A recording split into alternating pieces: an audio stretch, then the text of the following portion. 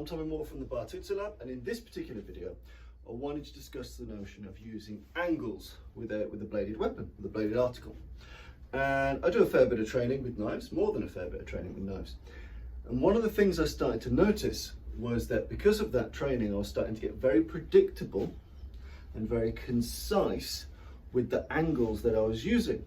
I was using trained angles and I was finding myself moving in set patterns. And one of the things that I started to do to break out of those patterns was to use a clockface drill. Now, for those of you that have never heard of a clockface drill, it's essentially this: that as opposed to thinking of things in, say, a Filipino fashion of an angle 1, angle 2, or angle A or angle B, simply when it comes to cuts or stabs, think of my face as 12, 1, 2, 3, 4, 5, 6. As you can imagine, we have a full clock face.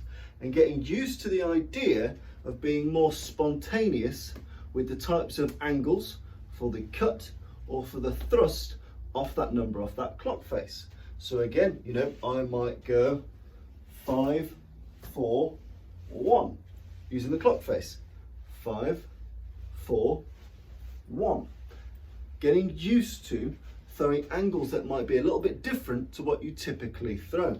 Often you find yourself in a bit of a set flow and you get good at your kind of angle 1s, angle 2, 3, 4 and so on, but it can get a bit too ingrained in your mind. So one of the things I started to do was start practicing with the clock face drill and start working off slightly more unorthodox angles, you know, going for a 6, a hand change into a 7, 8, 11, you know, moving your way through and thinking about the different types of angles and how they manifest differently with different types of grip. So using this type of ice pick or reaper grip, using a forehand or a saber grip, using cuts or thrusts, thinking on the clock face is actually a really interesting way to manifest different stabbing and cutting combinations.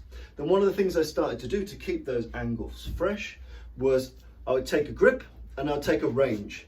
So for example, I might take grip, ice pick, range, extreme close. Roll a dice, see what numbers come up. So you can get these kind of multiple face dice. You can get ones that go beyond 6, or you can work in any number of ways, or you can use a random number generator. I use like Dungeons and Dragons style dice, so with greater numbers on them. You roll them, you've essentially got 3 clock face scenarios, which may come up in different angles. So you might have a 12 moving through into a 6, moving through into a 3, and it helps you think about and randomize and work with different patterns of cutting and thrusting. So I really like the clock face drill in A, working off random sets of numbers to loosen up and change how you think about cutting and stabbing. B, having a bit more of an intuitive, you know, every single day a human looks at a clock. Every single day a human looks at a clock. Or they'll be exposed through mass periods of their childhood to clock faces. So when we're teaching people and we think about angle 1, angle 2, angle 3, angle 4, angle 5, angle 7, under duress, that just doesn't come out.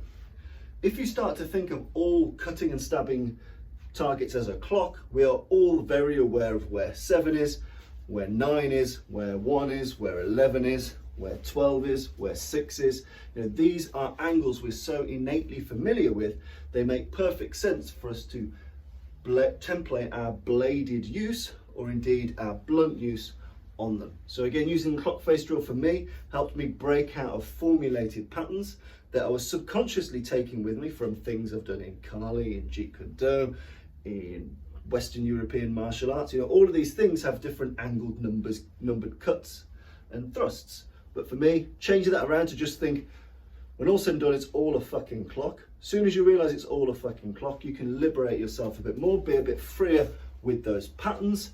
It's easier for students to retain, which I like. And it also means that you think, you apply a different philosophy to things. So for example, face to face, let's say my range now is forehand grip, mid-range. Yeah, this would be quite long range actually for a knife fight, but you get the idea. This range. My clock face angles for stabs are relatively obvious. 1 o'clock, 4 o'clock, 6 o'clock. If I move so I'm on the side of this man, my clock face is wherever I'm facing. So now 3 o'clock for me is here, and it changes the way I stab and cut. 4 o'clock comes down. 6 o'clock drives into his kidneys. 11 o'clock goes into his brainstem. You know, there are different angles. Anywhere I move around the man, and we often forget that humans are 3D objects. So as soon as I've worked the clock face here, I can work the clock face here and behind him. As soon as you start to simplify the process, and clock facing really did that for me, you then start to be a bit more creative in your angles. If my forward facing clock is here, I'm thinking, right, 3, 4, 5, boom, boom, boom, and it changes the angle of the penetration, allows you to work different concepts and different flows, and for me I found it very, very useful. So next time you're practicing any blade work and you're used to angled or numbered systems, even if you've really heavily redacted or simplified it, have a play with the clock facing process. Sometimes it opens up more creative manifestations, and some of the ways to help break your pattern in doing that is, as I said, with that dice rolling or with number generation, random number generation.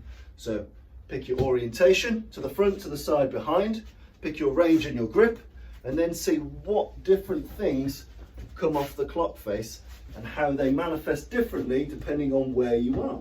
It's a nice little flow drill. It's fun to experiment with, and for students that are just learning use of blade, use of blunt impact instruments, the clock is the most intuitive angle or the most intuitive method to work from. It's very universal, easy to retain, and it's already built into your mind. It's already burned in there from childhood. So clock facing for me, not just with this, not just with patterns, but also unarmed. So if I'm here, 6 o'clock to a 3 o'clock to a 12 o'clock, you know, I can start to open up and play with more angles, play with more opportunities, more ways to get inside. Again, without having to think too much about the angle process, just thinking about the time.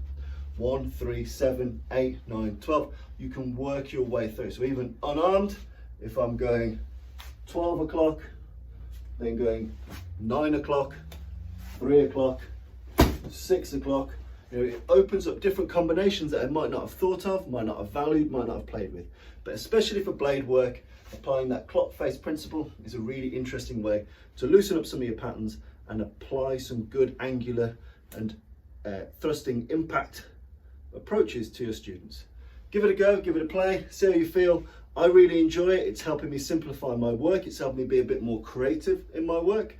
And it's also good fun as a mental practice too. So enjoy.